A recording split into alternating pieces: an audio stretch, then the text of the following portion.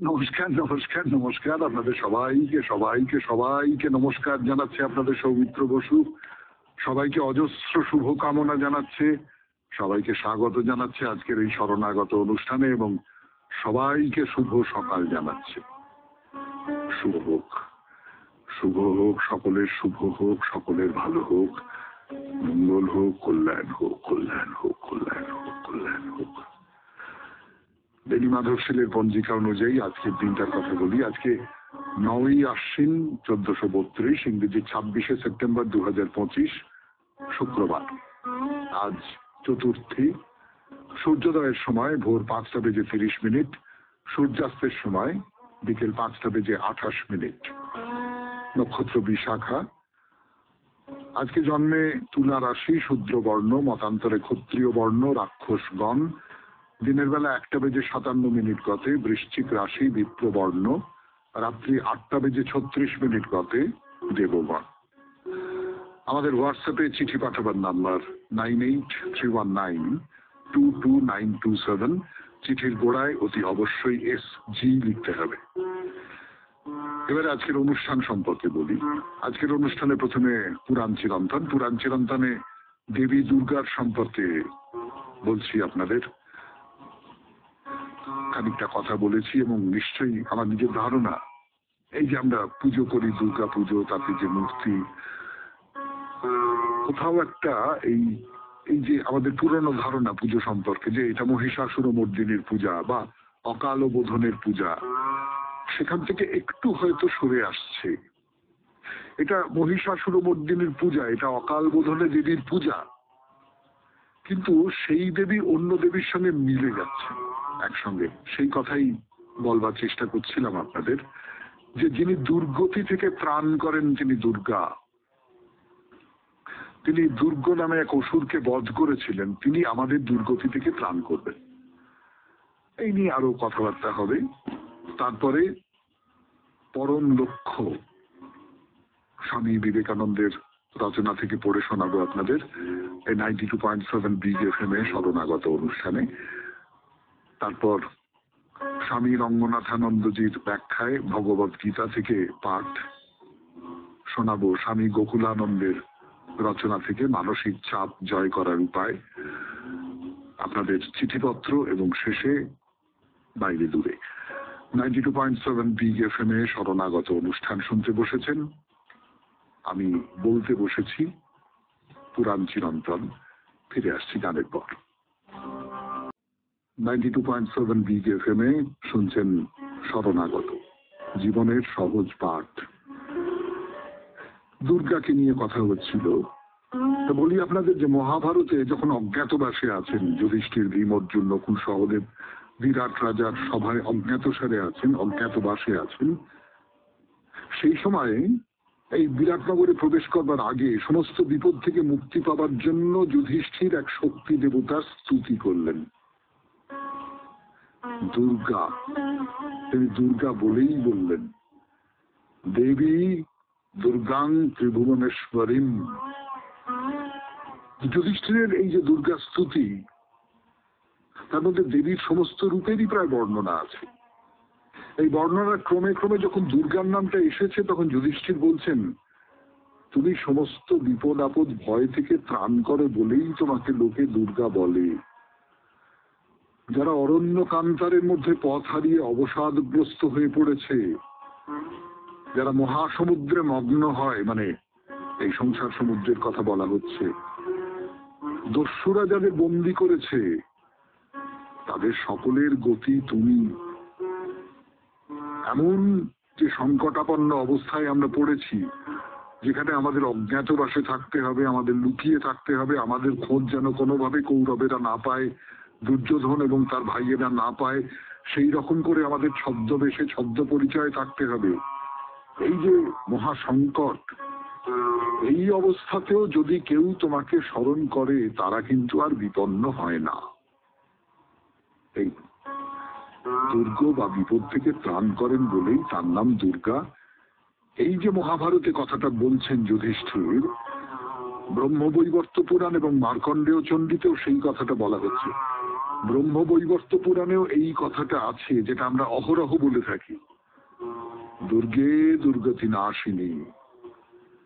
দুর্গা নাম স্মরণ করলেই তিনি আমাদের দুর্গতি থেকে ত্রাণ করবেন। আর দুর্গা সপ্তশতীতে চণ্ডী স্তুতি করে বলা হচ্ছে, হে দেবী, তুমি আমাদের সকল ভয় থেকে পরিত্রাণ করো, সেই জন্যে তুমি দুর্গা, তোমাকে প্রণাম করি। তো এই যে মহাভারত বা পুরাণে দুর্গার যে এই যে রূপটা, দুর্গতি নাশিনী যে রূপটা, যেটা সমস্ত দেবী রূপের প্রথম এবং সর্বপ্রধান মাত্রা, যে কোনো দেবী, যে কোনো দেবীর বন্দনা আমরা করি, যে কোনো দেবীর স্তুতি আমরা করি, যে কোনো দেবীর পূজা আমরা করি, তিনি আমাকে সমস্ত দুর্গতি থেকে ত্রাণ করবেন, আমার সমস্ত বিপদ, সমস্ত সংকট, সবকিছুর থেকে আমাকে রক্ষা করবেন। সেটা দুর্গা হতে পারে, সেটা কালী হতে পারে, সেটা অন্য যে কোনো দেবী হতে পারে, লক্ষ্মী, সরস্বতী, সকলেই হতে পারে। আসলে মানুষ পুজো করে কেন? মানুষ তো পুজো করে তার প্রধানতম কারণ এইটা, যে আমার যেন কোনো বিপদ না হয়, আমাকে তুমি ত্রাণ করো। এই জন্যই সাধারণভাবে তো পুজো, আমাকে এইটা দাও, ওইটা দাও, সেইটা দাও, এই সমস্ত দিয়ে আমাকে বিপদ থেকে, আমাকে এই ভবসাগর থেকে ত্রাণ করো। 92.7 বিগ এফএম এ শরণাগত অনুষ্ঠানে শুনছেন দুর্গার কথা। পুরাণে কি বলেছে দুর্গা সম্পর্কে, ফিরে আসছি গানের পর।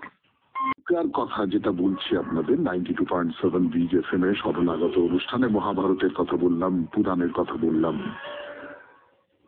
এই দুর্গা ভাবনা বোধহয় মার্কণ্ডেয় পুরাণ বা শব্দকল্পদ্রুমের যে শব্দ নিরুক্তি, তার থেকে অনেক পুরনো কালের।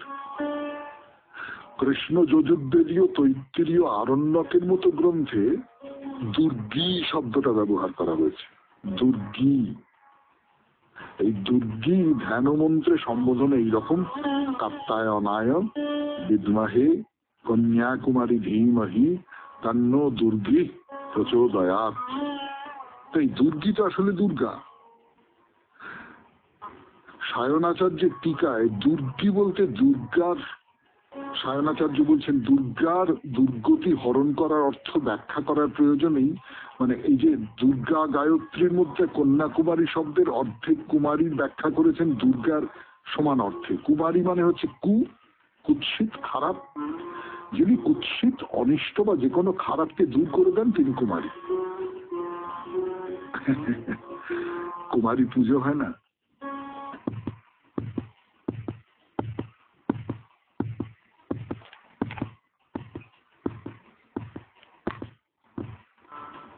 প্রচলিত অর্থে তো এইরকম করেই ধরা হয়েছে, এবং তার পেছনে হয়তো একটা কোনো যুক্তি রয়েছে। যে মেয়েটির বিবাহ হয়নি, যে বিবাহোত্তর জীবনের স্বাদ পায়নি, সে পবিত্র আছে, সে সমস্ত রকম কুয়ের বিপরীতে আছে, সে সমস্ত রকম কুকে মারতে পারে।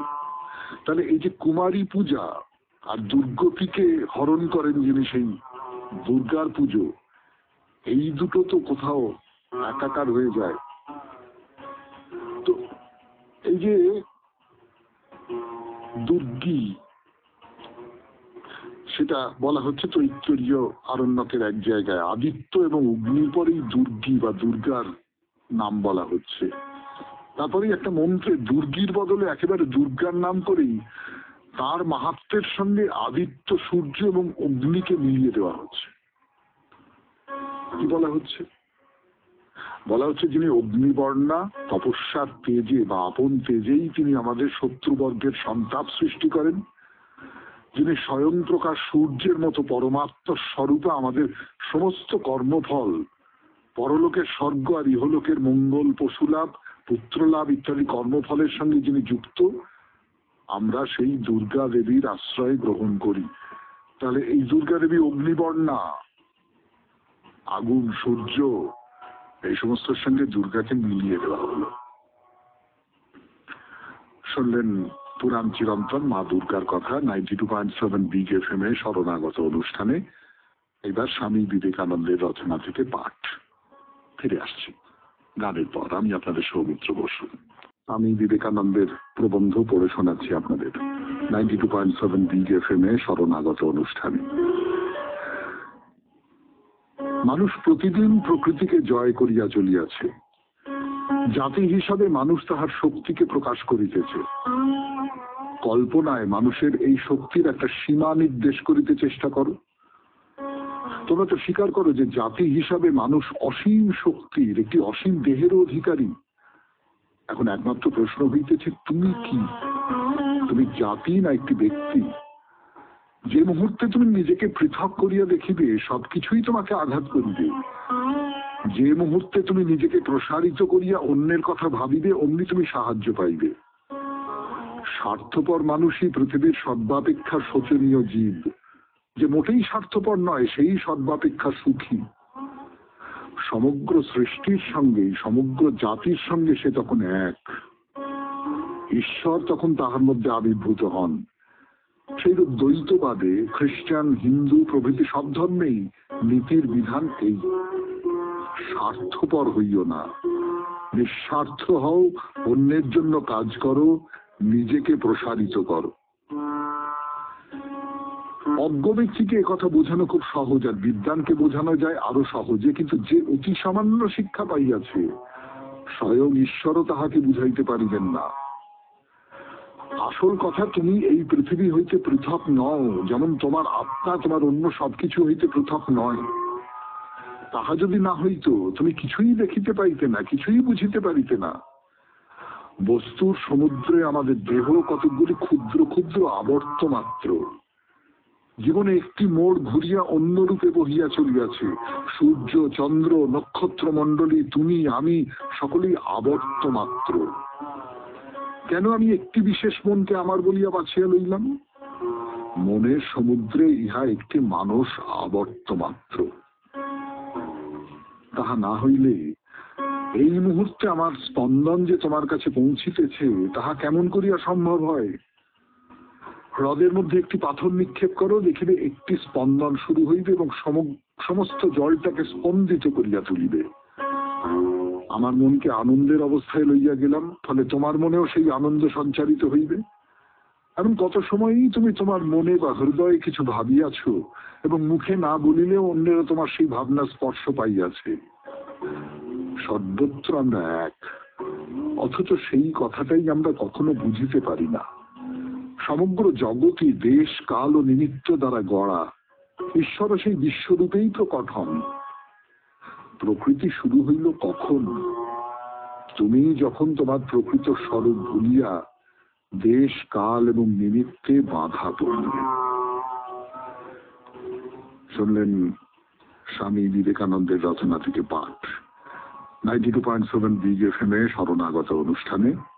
এখন গান, গানের পর ভগবদ গীতা। ফিরে আসছি আমি ভগবদ গীতা থেকে পাঠ 92.7 বিগ FM এ শরণাগত অনুষ্ঠানে। স্বামী রঙ্গনাথানন্দজির অসামান্য ব্যাখ্যা ভগবদ গীতা পড়ে শোনাচ্ছি আপনাদের 2য় অধ্যায় থেকে। স্বামী রঙ্গনাথানন্দজি ব্যাখ্যা করতে করতে বলছেন যে 2 রকমের যুদ্ধ হতে পারে, একটা ধর্মযুদ্ধ, একটা অধর্মযুদ্ধ। যে যুদ্ধটা মানুষের মুক্তির জন্য, মানুষের কল্যাণের জন্য, সেই যুদ্ধটা ধর্মযুদ্ধ। শ্রীকৃষ্ণ অর্জুনকে সেই যুদ্ধের দিকে এগিয়ে নিয়ে যেতে চাইছেন। পড়ে শোনাই এবার। প্রকৃতপক্ষে ইতিহাস কতকগুলি যুদ্ধের নিন্দা করবে। সেই যুদ্ধগুলিকে প্রথমে ধর্মযুদ্ধ বলে ভাবা হয়েছিল, কিন্তু পরবর্তী পর্যালোচনায় সেগুলিকে ধর্মযুদ্ধের স্তরে ফেলা যায়নি। জাতীয় স্বাধীনতা রক্ষার জন্য যুদ্ধ অবশ্যই ধর্মযুদ্ধ, যেমন হয়ে থাকে সব রকম আত্মরক্ষামূলক যুদ্ধ। আক্রমণাত্মক যুদ্ধ কোনোটা ধর্মযুদ্ধ হলেও আবার কোনোটা তা নয়। খুব কমই ধর্মযুদ্ধ, অধিকাংশই নয়। ঠিক যেমন সম্মিলিত জাতিপুঞ্জের অনুরোধে ইরানের শান্তি রক্ষার্থে ভারতের কিছু সেনা ও সামরিক কর্মকর্তাদের পাঠিয়ে ভারত যা করেছিল, একই রকম কাজে আমাদের সেনাকে কঙ্গো ও কোরিয়ায় পাঠানো হয়েছিল। এসবের উদ্দেশ্য হলো শান্তি রক্ষা। এগুলি খুবই উত্তম দৃষ্টান্ত, যেখানে আমরা গেছি আক্রমণ করতে নয় বা সম্পত্তি লাভের জন্য নয়, বরং পূর্বে অনুষ্ঠিত শান্তি চুক্তি পালিত না হওয়ায় তাকে দৃঢ়ভাবে প্রতিষ্ঠিত করতে। শ্রীকৃষ্ণের ক্ষত্রিয়ের পক্ষে তার বুদ্ধি, সামর্থ্য, মানব প্রেমের প্রয়োগের জন্য মানবিক মূল্যবোধ, স্বাধীনতা ও ব্যক্তি মর্যাদা প্রতিষ্ঠিত করার উদ্দেশ্যে যুদ্ধক্ষেত্রে অংশগ্রহণের চেয়ে উৎকৃষ্টতর সুযোগ আর কিছু হতে পারে না, এই উক্তিতে পূর্বোক্ত সব যুক্তিই নিহিত আছে। এ বিষয়ে পরবর্তী শ্লোকে বলা হয়েছে, অযাচিত ভাবে বীরের স্বর্গদ্বার উন্মোচনকারী এইরকম যুদ্ধের সুযোগ পেলে ক্ষত্রিয়গণ সুখী হয়। এই যুদ্ধের সুযোগ অযাচিত ভাবে এসেছে, তুমি চাওনি, আপনিই এসেছে। দৈবক্রমে স্বর্গের দ্বার খোলা হয়েছে। যুদ্ধ কৌশল প্রয়োগের এমন সুযোগ পেয়ে ক্ষত্রিয়গণ সুখী হয়। যুদ্ধের অন্য দিক সে পছন্দ করে না, তাই অসামরিক উপদ্রব দমনে, আপনজনকে মারতে ব্যবহৃত হলে সৈন্যদলের অনেকেই অসন্তুষ্ট হয়, তারা মোটেই সুখী হয় না। বিরল অবস্থা ছাড়া কোনো জাতিরই এরূপ করা উচিত নয়। এই যুদ্ধ দৈবক্রমে এসেছে। পাণ্ডবগণ চেয়েছিলেন যাতে এই যুদ্ধ না হয়, কিন্তু কৌরবগণের কোনরূপ বিবেকের তাড়না ছিল না। প্রয়োজন বলে কেউই যুদ্ধ চায় না। গীতা যে মহাগ্রন্থের অংশ, সেই মহাভারত সবসময় যুদ্ধ বর্জন নীতির উপর জোর দিয়ে এসেছে। সর্বদা শান্তির সন্ধান করো। এই মহাপুরাণে যুযুৎস মনোভাব নেই, যুদ্ধোন্মাদ বা আক্রমণাত্মক দর্শনও নেই, কিন্তু মানবীয় পরিস্থিতিতে বৈষম্যের কারণে যুদ্ধ আছে। শুনছেন ভগবদ গীতার ব্যাখ্যা 92.7 বিগ FM এ শরণাগত অনুষ্ঠানে। আরো ব্যাখ্যা করবার জন্য ফিরে আসছি গানের পর। ফিরে এলাম গানের পর 92.7 বিগ FM এ শরণাগত অনুষ্ঠানে ভগবদ গীতা থেকে পাঠ, স্বামী রঙ্গনাথানন্দজির ব্যাখ্যায় ভগবদ গীতা। কখনো কখনো আত্মরক্ষার প্রয়োজন হয়েছে এবং আত্মরক্ষা সুনিশ্চিত করার জন্য যা কিছু কার্যক্রমে প্রয়োজন তা নিতে হয়েছে। মহাভারতে কেবল সেইভাবেই যুদ্ধকে কাজে লাগানো হয়েছে। গ্রন্থটি আধ্যাত্মিক তত্ত্বপূর্ণ এবং পাণ্ডবদের মহত্তম নেতা হলেন যুধিষ্ঠির, যিনি শান্তি চাইতেন। তার বিদ্বেষের পাত্র কেউ ছিল না। তার আরেকটি বিশেষ তাৎপর্যপূর্ণ নাম ছিল অজাত শত্রু, যার শত্রু এখনো জন্মায়নি। তার ভ্রাতাগণেরও এইরূপ স্বভাব ছিল, আর শ্রীকৃষ্ণও তাদের পরামর্শ দিতেন যুদ্ধ পরিহার করে কৌরবদের সঙ্গে বোঝাপড়া করে দিতে। মহাভারতকে সামগ্রিকভাবে পর্যালোচনা করলে একে যুদ্ধের আখ্যান গ্রন্থ বলা যায় না, কিন্তু যুদ্ধ পরিস্থিতি উদ্ভূত হয়ে উঠছিল। মানব প্রকৃতি নানাভাবে দুর্নীতিগ্রস্ত হয়ে পড়েছিল। ঔদ্ধত্য, গর্বোন্মত্ততা এবংবিধ নানা দোষ ত্রুটি মানব প্রকৃতিতে বাসা বেঁধেছিল। তাই দেখা যাবে নানা ঘটনা ঘটেছে যা পরিস্থিতিকে কুরুক্ষেত্র যুদ্ধের দিকে টেনে নিয়ে গেছে। অন্যভাবে মিটমাট করে নেবার কোনো সম্ভাবনাই ছিল না। যখন নয়াদিল্লি দূরদর্শনে মহাভারতের ধারাবাহিক চলচ্চিত্র দেখানো হবে, তখন দেখবে কিভাবে একটু একটু করে আখ্যায়িকাটিতে দানা বেঁধে উঠছে প্রাচীন কালে প্রায় খ্রিস্টপূর্ব 1400 অব্দের বৃহত্তম গৃহযুদ্ধ, যাতে সত্যই ধ্বংস হয়েছিল আমাদের বহু মানুষ, আমাদের সংস্কৃতি। তারপর পরিস্থিতি বদলে গেল। মহাভারতের যুদ্ধ আমাদের দেশের ইতিহাসে এক যুগ সন্ধিক্ষণ। তারপর শ্রীকৃষ্ণ অর্জুনকে বলেন, তুমি যদি এই ন্যায় যুদ্ধে নিজেকে নিয়োজিত না করো, তবে ন্যায়সঙ্গত কর্তব্য ও কর্মের ও যশের পথ থেকে বিচ্যুত হওয়ার জন্য তুমি পাপের ভাগী হবে। হে অর্জুন, তুমি যদি এখন যুদ্ধের সম্মুখীন না হও, তবে তোমার কি হবে? তুমি নিজেই ধ্বংস করবে তোমার স্বধর্ম, তোমার মোহনীয় নাম যশ, এবং পাপের ভাগী হবে। লোকে তোমার অপযশের কথা বহুদিন যাবৎ ঘোষণা করতে থাকবে। যশস্বী লোকের পক্ষে অপযশ মৃত্যুর থেকেও দুঃখদায়ক। অন্য লোকেও তোমার নিন্দা করবে। তুমি অন্যের কাছে কৌতুকের পাত্র হবে। তারা বলবে, অর্জুন ভীরু ছিল, যুদ্ধক্ষেত্র থেকে পালিয়ে গিয়েছিল। আর যে একবার যশের আসনে প্রতিষ্ঠিত হয়েছে তার পক্ষে সেই যশ হারানোর থেকে মরণও শ্রেয়। শুনলেন ভগবত গীতা থেকে পাঠ। 92.7 বিগ এফএম এ শরণাগত অনুষ্ঠান শুনছেন। আমি আছি আপনাদের সঙ্গে, আপনাদের সৌমিত্র বসু। এইবার স্বামী গোকুলানন্দের রচনা থেকে পড়ে শোনাবো মানসিক চাপ জয় করার উপায় নিয়ে। তার গ্রন্থ প্রায় শেষ হয়ে এলো। তার লেখা মানসিক চাপ জয় করার উপায়, তার যে পরিচ্ছেদটি অধ্যায়টি পড়ে শোনাচ্ছি আপনাদের, মানসিক চাপের সাথে সময়ের সম্বন্ধ। 92.7 বিগ এফএম এ শরণাগত অনুষ্ঠান শুনছেন। আমি আপনাদের সৌমিত্র বসু। অস্থির কর্মপরতাময় এই জীবনটাতে যেখানে নীরব অনুধ্যানের বিন্দুমাত্র সময়টুকু নেই, সেখানে মানসিক চাপের আরো একটি রূপ রয়েছে, যাকে বলা যেতে পারে দীর্ঘস্থায়ী শ্রমচাপ ও পীড়ন। আজকের পৃথিবীতে অতিরিক্ত কর্মতৎপর মানুষের দেখা হামেশাই মিলবে। তাদের এই নিরন্তর এবং অনেক ক্ষেত্রেই অনাবশ্যক খেটে মরার পেছনে রয়েছে অদ্ভুত এক কাজের নেশা। ফলে উদ্ভূত হয় এক নিরন্তর চাপের প্রদাহ, যদিও এরা অনেকেই আমাদের সঙ্গে একমত হবেন না। আগেই বলেছি, যদি আমরা আমাদের সীমাবদ্ধতা সম্পর্কে সজাগ ও সচেতন হই, তবে আমরা আমাদের বেঁধে রাখবো সেইটুকু কাজের গণ্ডিতেই যতটুকু আমাদের সাধ্যে কুলোবে। অত্যধিক অস্থির কাজের চাপ আর বিপুল দায়িত্ব আমাদের অত্যন্ত ক্লান্ত করে তোলে। আর দেহ যদি ক্লান্ত বিধ্বস্ত থাকে, মানসিক শান্তি আপনি পাবেন কি করে? অত্যধিক কাজ করাটাই যাদের নেশা, তারা সাধারণত আবেগের দ্বারা চালিত হন। সুশৃঙ্খল ভাবে কাজের পরিকল্পনা করা, সে সমস্ত কাজকে সুষ্ঠুভাবে নির্বাহ করা তাদের সাধ্যাতীত হয়ে যায়। কি করলেন এবং কতটুকু করলেন তার পেছনে ফিরে দেখবার জন্য থামতে পারেন না। এরা বরং লাফিয়ে বেড়ান এক অসমাপ্ত প্রকল্প থেকে আরেকটিতে। সৃষ্টি হয় বিভ্রান্তি আর জটিলতা, আসে অনাবশ্যক মানসিক চাপ। একসাথে একটিমাত্র কাজেই মন নিবদ্ধ করে তা সুচারুরূপে সম্পাদন করার অক্ষমতাই তাদের ক্ষিপ্ত করে তোলে।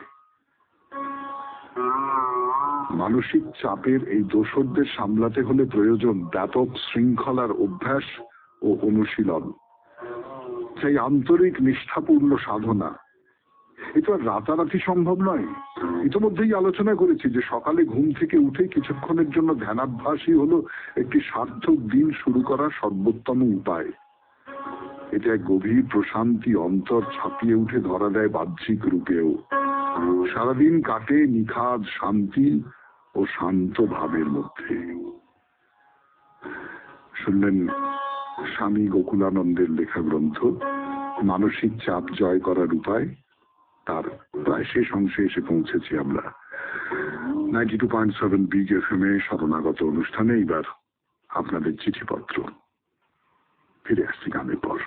এরপর 92.7 বিগ এফএম এ শরণাগত অনুষ্ঠান শুনছেন। এবার চিঠিপত্র। কেশব সিংহ রায় ডাক্তার, তিনি চিঠি লিখেছেন।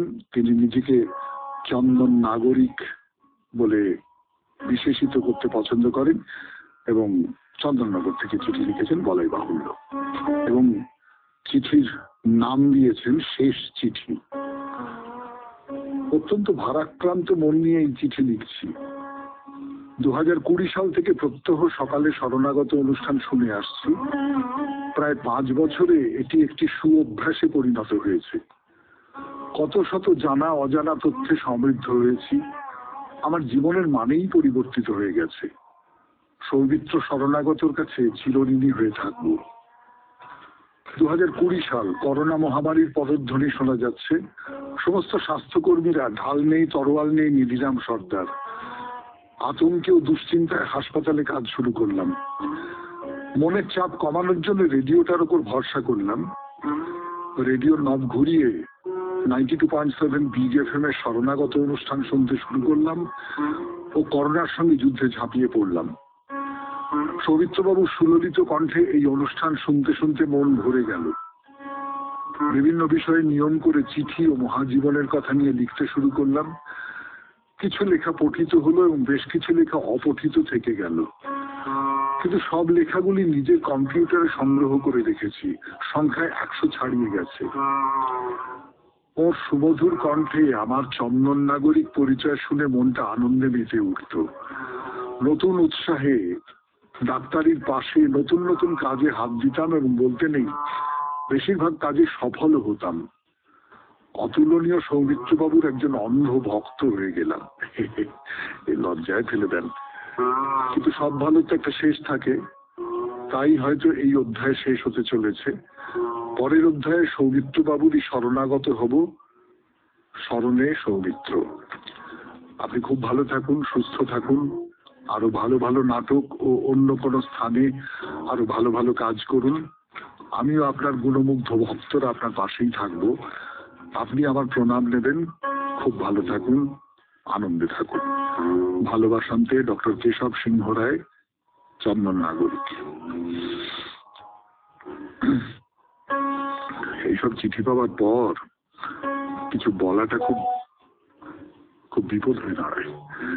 মানে গলা আটকে আসে, চোখে জল চলে আসে। এত ভালোবাসা পেয়েছি আপনাদের, তার বদলে কি দিতে পেরেছি না পেরেছি জানি না, কিন্তু সত্যি সত্যি আমি আপনাদের খুব খুব মনে রাখবো। বড় আনন্দে কাটলো কটা দিন, কটা বছর, 7 বছর। এবারে তাহলে বাইরে দূরে 92.7 BGFM এ শরণাগত অনুষ্ঠানে ফিরে আসছি। একটু গান শুনিনি। গানের পর 92.7 BGFM এ শরণাগত অনুষ্ঠানে এখন বাইরে দূরে আমরা আছি কোচবিহারের মহাকাল ধাম, মহাকালের মন্দির, শিবের মন্দির সেইখানে। এবং সেই মন্দিরের মধ্যে নানা রকম নির্দেশিকা আছে। তার মধ্যে একটা নির্দেশিকা দেখে একটু মজাই করেছি গতদিন, কিন্তু আমার মনে হচ্ছিল যে কোথাও একটা এক ধরনের একটা ভক্তির ভাব, একটা রক্ষণশীল ভক্তির মনোভাব কোথাও এই নির্দেশিকার মধ্যে দিয়ে বেরিয়ে আসছে। সেটা হলো যে বাবাকে যে চিড়ে দই দেওয়া হবে বাবার ভোগের জন্য, সেই চিড়ে দইয়ে চিড়ে যেন কোনোভাবেই মেশিনে তৈরি করা না হয়। মেশিনের জিনিস বাবা গ্রহণ করবেন না। মানে আমার বেশ অবাক লেগেছে, তার কারণ এই ধরনের নির্দেশিকা আমি এর আগে অন্য কোথাও পাইনি, অন্য কোনো মন্দিরে এই ধরনের দেখিনি। আজকের দিনে তো মেশিনে চিড়ে হবে, আমি দোকান থেকে কিনে আনবো, এনে চিড়ে দই করে বাবাকে দেব, এটাই খুব দস্তুর। কিন্তু এখানে সেইটা করা যাবে না। আর নানান জায়গায় টাকার কথা বলা আছে, টাকার কথা। যেমন বাবার মাথায় যদি ফুল জল দিতে চান তাহলে আপনাকে 25 টাকা দিতে হবে। 25 টাকা! আজকের দিনে 25 টাকাটা কি? কিছুই না। তাহলে বাবার মাথায় এই প্রণামী বাবদ ফুল জল দেবার জন্য একটা টাকা পয়সা চাওয়া হচ্ছে। যেমন ধরা যাক ভক্তের শান্তি ও চরণামৃতের প্রণামী হিসেবে 15 টাকা এবং 25 টাকা, এই দুটো ঠিক করা আছে। আর একটা নির্দেশিকা মন্দিরের গায়ে লেখা রয়েছে। আরো সব নানান রকম মজার মজার নির্দেশিকা এই মন্দিরের দেওয়ালে লেখা রয়েছে। একটা বলি, সেটা হচ্ছে মজার নয়, সেটা একটা নির্দেশ যে শনি এবং মঙ্গল এই দুটো বারে, শনি এবং মঙ্গল আপনারা জানেন যে শিবের পুজো বা শক্তির পুজোর ক্ষেত্রে খুব প্রশস্ত দিন। এই শনি এবং মঙ্গল এই দুটো বারে ভক্তরা 10টা থেকে 12টার মধ্যে উপস্থিত হবেন। তার মানে শনি মঙ্গলবার 10টা থেকে 12টায় বিশেষ পুজোর দিন, সেখানে উপস্থিত থাকতে হবে। আর একটা কথা বলা আছে, তার ভেতর থেকে কোথাও একটা এই অঞ্চলের সমাজ জীবনের একটা পরিচয় হয়তো পাওয়া যায়। বলছেন ভুটানের টাকা দিবেন না। হ্যাঁ, ভুটানের টাকা দিবেন না। তার মানে এটা তো ভুটান সীমান্তের খুব কাছাকাছি। ভুটান থেকে এখানে মানুষজন চলে আসেন এবং সীমান্ত নিয়ে যাই বলুন না কেন, সীমান্তে যতই প্রহরা থাক না কেন, একটা চলাচল একরকম করে চলাচল কিন্তু হয়েই থাকে। আমরা সবাই জানি। মানুষকে ওই রকম করে পুরোটা আটকে রাখা যায় না, যতটা সম্ভব আটকে রাখতে হবে নিশ্চয়ই। তো ভুটান সীমান্ত থেকেও কখনো কখনো লোক চলে আসে, বা ভুটানের টাকা পয়সা এখানে চলে আসে। তো সেই ভুটানের টাকা এখানে দেবেন না। আমার একটা গল্প মনে পড়ে গেল, আপনাদের বলি, একটু অপ্রাসঙ্গিক হয়ে যাবে হয়তো। গল্পটা বলবার আগে একটু গান শুনে নি, তারপর বলবো। 92.7 বিগ এফএম এ শরণাগত অনুষ্ঠান শুনছেন বাইরে দূরে। টাকা এর সূত্র ধরে একটা গল্প মনে পড়ে গেছে, সেইটা বলবো এই 92.7 বিগ এফএম এ। ভিয়েতনাম গেছি, বুঝলেন, ভিয়েতনাম। তো সেখানে ওই হোচিমিন বলে একটি শহর আছে, সেই শহরে আমেরিকার সঙ্গে ভিয়েতনামের যুদ্ধের স্মারক হিসেবে একটা প্রদর্শনশালা আছে, মিউজিয়াম। তো সেইটা দর্শন করতে এসেছি আমরা, দর্শন হয়ে গেছে। খুব ভারাক্রান্ত মন নিয়ে। সত্যি সত্যি ওদের মধ্যে না একটা কথা চালু আছে যে যারা এই এই ঘরের মধ্যে ঢোকে, যে বিশেষ করে আমেরিকানরা কিভাবে ভিয়েতনামীদের উপর অত্যাচার করেছিল সেটা যে ঘরে দেখানো হয়, তার ছবি টবি ইত্যাদি আরো নানান রকম সব আছে উপাদান। সেটাকে বলে ওরা অরেঞ্জ রুম। তো ওরা বলে যে অরেঞ্জ রুমে ঢোকবার সময় লোকে শুকনো চোখে ঢোকে, আর বেরোবার সময় লোকে অশ্রুপ্লাবিত চোখে ঢোকে। এটা সত্যি তাই। মানে কি ভয়াবহ, কি কষ্টের সেই ঘরটা দেখা। সে যদি আপনারা কখনো যান তাহলে নিজেরা বুঝতে পারবেন, সে বর্ণনা দিয়ে কোনো লাভ নেই। কিন্তু আমি যেটা বলছি, বাইরে বেরিয়ে এসেছি, বাইরে বেরিয়ে এসে এটা ওটা ওই রাস্তায় যেরকম বিক্রি করে সেরকম বিক্রি করছে। তাদের মধ্যে একজন বলল যে আমি ইন্ডিয়ান কারেন্সি নেব। সত্যি সত্যি তার কাছে দুটো 100 টাকার নোট দেখতে পেলাম আমরা। বিদেশ বিভূয়ে অত দূরে গিয়ে হঠাৎ নিজের দেশের টাকা দেখলে কিরকম, মানে নিজের আত্মীয়কে দেখার মতন একটা আনন্দ হয় আর কি। সেইটা হঠাৎ মনে পড়ে গেল, এই ভুটানের টাকা দেবেন না এইটা দেখে। দুটো দেশের দুটো আলাদা টাকা, টাকা পয়সা চলে, কিন্তু আমরা কলকাতায় বসে বা কলকাতার আশপাশে বসে বুঝতে পারবো না। উত্তরবঙ্গের অনেক জায়গায় এরকম নেপালের টাকা, ভুটানের টাকা এরকম সব চলে আসবার সম্ভাবনা থাকে। সেইটা একটু সতর্ক করে দেওয়া হচ্ছে আর কি। তা যাই হোক, সেই আলোচনা নিয়ে লাভ নেই। কিন্তু যেটা বলবার সেটা হচ্ছে যে এই মন্দিরে নানান কিছু করতে গেলেই একটা টাকা নেবার কথা ঘোষণা করে দেওয়া আছে। এটা একটু খারাপ লাগতে পারে আপনার। টাকা পয়সার ব্যাপারটা মন্দিরের সঙ্গে যুক্ত না থাকাটাই ভালো বলে মনে হয় কোথাও। কিন্তু আবার উল্টো দিকে একটা কথা বলি, এই মন্দিরটা তো কত সরকারি অনুদান পায় না, কোথাও থেকে কোনো টাকা পয়সা এরকম করে পায় না, সেই মাপের মন্দির নয়। তার ফলে পুরোহিত বলছিলেন যে ওই মানুষজনের কাছ থেকে টাকা নিয়েই এই মন্দিরটা চালাতে হয়, খুব দিন দরিদ্র ভাবেই চালাতে হয়। কত আর মানুষ টাকা দেন, তাই দিয়ে কি আর একটা গোটা মন্দির চলে? তো যাই হোক, এই মন্দিরের ভেতরে প্রবেশ করি। প্রথমে দেখব ভদ্রকালীর মূর্তি। ভদ্রকালীর মূর্তি যে গর্ভগৃহে আছে, যে বলছিলাম লম্বা টানা চালার মতন হয়ে আছে, তার মধ্যে প্রথম ভদ্রকালী যে ঘরে রয়েছেন সেই ঘরে প্রবেশ করলাম আমরা। আজকের মতো এই পর্যন্তই থাক। কবিতা দিয়ে শেষ করি, রবীন্দ্রনাথের কবিতা। জানি গো দিন যাবে, এদিন যাবে, এখন বেলা শেষে মলিন রবি করুণ হেসে শেষ বিদায়ের চাওয়া আমার মুখের পানে চাবে। পথের ধারে বাজবে বেনু, নদীর কূলে চড়বে ধেনু, আঙিনাতে খেলবে শিশু, পাখিরা গান গাবে। তবুও দিন যাবে, এদিন যাবে। তোমার কাছে আমার মিনতি, যাবার আগে জানি যেন আমায় ডেকেছিল কেন আকাশ পানে নয়ন তুলে শ্যামল বসুমতী। কেন নিশার নীরবতা শুনিয়েছিল তারার কথা, পরাণে ঢেউ তুলেছিল কেন দিনের জ্যোতি। তোমার কাছে আমার এই মিনতি। সাঙ্গ যবে হবে ধরার পালা, যেন আমার গানের শেষে থামতে পারি সমে এসে। ছয়টি ঋতুর ফুলে ফলে ভরতে পারি ডালা, এই জীবনের আলোকেতে পারি তোমায় দেখে যেতে, পরিয়ে যেতে পারি তোমায় আমার গলার মালা, সাঙ্গ যবে হবে ধরার পালা। সবাই খুব ভালো থাকবেন, আনন্দে থাকবেন। নমস্কার নমস্কার নমস্কার নমস্কার। আপনাদের সবাইকে সবাইকে সবাইকে নমস্কার জানাচ্ছে আপনাদের সৌমিত্র বসু। সবাইকে অজস্র শুভকামনা জানাচ্ছে, সবাইকে স্বাগত জানাচ্ছে আজকের এই শরণাগত অনুষ্ঠানে, এবং সবাইকে শুভ সকাল জানাচ্ছে। শুভ হোক, শুভ হোক, সকলের শুভ হোক, সকলের ভালো হোক, মঙ্গল হোক, কল্যাণ হোক, কল্যাণ হোক, কল্যাণ হোক, কল্যাণ হোক। বেনি মাধব শীলের পঞ্জিকা অনুযায়ী আজকের দিনটার কথা বলি। আজকে 9ই আশ্বিন 1432, ইংরেজি 26শে সেপ্টেম্বর 2025, শুক্রবার। আজ চতুর্থী।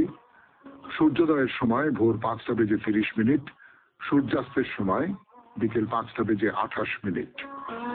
নক্ষত্র বিশাখা। আজকে জন্মে তুলা রাশি, শূদ্র বর্ণ, মতান্তরে ক্ষত্রিয় বর্ণ, রাক্ষসগণ। দিনের বেলা 1টা বেজে 57 মিনিট গতে বৃশ্চিক রাশি, বিপ্রবর্ণ। রাত্রি 8টা বেজে 36 মিনিট গতে দেবগণ। আমাদের হোয়াটসঅ্যাপে চিঠি পাঠাবার নাম্বার 9831922927। চিঠির গোড়ায় অতি অবশ্যই SG লিখতে হবে। এবারে আজকের অনুষ্ঠান সম্পর্কে বলি। আজকের অনুষ্ঠানে প্রথমে পুরাণ চিরন্তন। পুরাণ চিরন্তনে দেবী দুর্গার সম্পর্কে বলছি আপনাদের। খানিকটা কথা বলেছি, এবং নিশ্চয়ই আমার নিজের ধারণা, এই যে আমরা পুজো করি দুর্গা পুজো, তাতে যে মূর্তি, কোথাও একটা এই যে আমাদের পুরনো ধারণা পুজো সম্পর্কে, যে এটা মহিষাসুরমর্দিনীর পূজা বা অকাল বোধনের পূজা, সেখান থেকে একটু হয়তো সরে আসছে। এটা মহিষাসুরমর্দিনীর পূজা, এটা অকাল বোধনে দেবীর পূজা, কিন্তু সেই দেবী অন্য দেবীর সঙ্গে মিলে যাচ্ছে একসঙ্গে। সেই কথাই বলবার চেষ্টা করছিলাম আপনাদের, যে যিনি দুর্গতি থেকে ত্রাণ করেন তিনি দুর্গা। তিনি দুর্গ নামে এক অসুরকে বধ করেছিলেন, তিনি আমাদের দুর্গতি থেকে ত্রাণ করবেন। এই নিয়ে আরো কথাবার্তা হবে। তারপরে পরম লক্ষ্য স্বামী বিবেকানন্দের রচনা থেকে পড়ে শোনাবো আপনাদের এই 92.7 বিগ FM এ শরণাগত অনুষ্ঠানে। তারপর স্বামী রঙ্গনাথানন্দজির ব্যাখ্যায় ভগবত গীতা থেকে পাঠ শোনাবো স্বামী গোকুলানন্দের রচনা থেকে মানসিক চাপ জয় করার উপায়, আপনাদের চিঠিপত্র, এবং শেষে বাইরে দূরে। 92.7 বিগ FM এ শরণাগত অনুষ্ঠান শুনতে বসেছেন। আমি বলতে বসেছি পুরাণ চিরন্তন। ফিরে আসছি গানের পর। 92.7 বিগ FM এ শুনছেন শরণাগত, জীবনের সহজ পাঠ। দুর্গাকে নিয়ে কথা হচ্ছিল। তা বলি আপনাদের যে মহাভারতে যখন অজ্ঞাতবাসে আছেন যুধিষ্ঠির, ভীম, অর্জুন, নকুল, সহদেব, বিরাট রাজার সভায় অজ্ঞাতসারে আছেন, অজ্ঞাতবাসে আছেন, সেই সময়ে এই বিরাটনগরে প্রবেশ করবার আগে সমস্ত বিপদ থেকে মুক্তি পাবার জন্য যুধিষ্ঠির এক শক্তি দেবতার স্তুতি করলেন, দুর্গা। তিনি দুর্গা বলেই বললেন, দেবী দুর্গাং ত্রিভুবনেশ্বরীম। যুধিষ্ঠিরের এই যে দুর্গা স্তুতি, তার মধ্যে দেবীর সমস্ত রূপেরই প্রায় বর্ণনা আছে। এই বর্ণনা ক্রমে ক্রমে যখন দুর্গার নামটা এসেছে, তখন যুধিষ্ঠির বলছেন, তুমি সমস্ত বিপদ আপদ ভয় থেকে ত্রাণ করো বলেই তোমাকে লোকে দুর্গা বলে। যারা অরণ্য কান্তারের মধ্যে পথ হারিয়ে অবসাদগ্রস্ত হয়ে পড়েছে, যারা মহাসমুদ্রে মগ্ন হয়, মানে এই সংসার সমুদ্রের কথা বলা হচ্ছে, দস্যুরা যাদের বন্দী করেছে, তাদের সকলের গতি তুমি। এমন যে সংকটাপন্ন অবস্থায় আমরা পড়েছি, যেখানে আমাদের অজ্ঞাতবাসে থাকতে হবে, আমাদের লুকিয়ে থাকতে হবে, আমাদের খোঁজ যেন কোনোভাবে কৌরবেরা না পায়, দুর্যোধন এবং তার ভাইয়েরা না পায়, সেই রকম করে আমাদের ছদ্মবেশে ছদ্ম পরিচয় থাকতে হবে। এই যে মহাসংকট, এই অবস্থাতেও যদি কেউ তোমাকে স্মরণ করে তারা কিন্তু আর বিপন্ন হয় না। এই দুর্গ বা বিপদ থেকে ত্রাণ করেন বলেই তার নাম দুর্গা। এই যে মহাভারতে কথাটা বলছেন যুধিষ্ঠির, ব্রহ্মবৈবর্ত পুরাণ এবং মার্কণ্ডেয় চণ্ডীতেও সেই কথাটা বলা হচ্ছে। ব্রহ্মবৈবর্ত পুরাণেও এই কথাটা আছে, যেটা আমরা